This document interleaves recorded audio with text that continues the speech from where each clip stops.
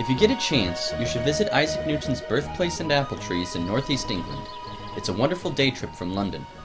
Newton was born here on Christmas Day, 1642, and he grew up here, learning to build little mechanical toys.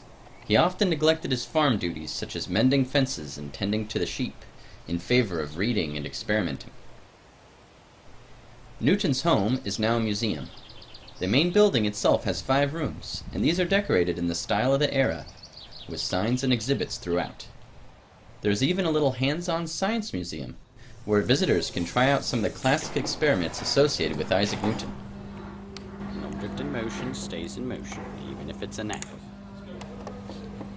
But the real star of this country home is the apple orchard, which includes the Tree of Legend. Now a historic landmark, the gnarled tree indeed looks as though it could be over 400 years old. The markers tell the story of how the tree that inspired the young Newton's gravity theory fell victim to gravity itself during a major storm. However, the tree was kept alive and still gives apples, and inspiration to those who visit it. Also on site, you will find a human sundial, a place for a picnic, and the famous experiments on optics, which was Newton's other great contribution to physics. There are prisms, reflecting telescopes, and light-color mixers. When Newton came of age, he left the countryside to attend Trinity College in Cambridge. Here you can find cloned relatives of the apple tree, grafted through vegetative propagation.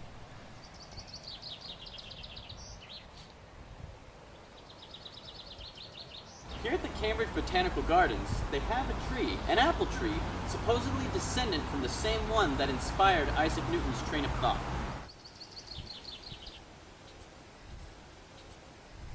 Cambridge is a great day trip too, and Trinity College is beautiful, thanks to King Henry VIII's money. Near the front gates, you will find another apple tree, right outside Newton's office, where he lived and worked as a research professor for almost 30 years.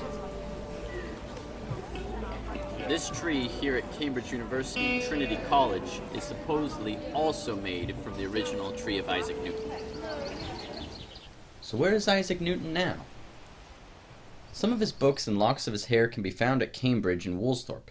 Even a copy of his death mask, too, resides at Woolsthorpe.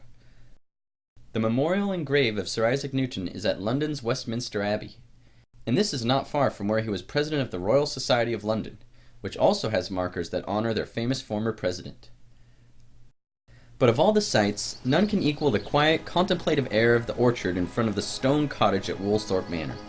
As a physicist, this is truly a place of spiritual fulfillment. It was during the plague years when Newton escaped here and was inspired to write his laws of motion and the theory of universal gravitation. Spend an afternoon here, and you too might have a great idea.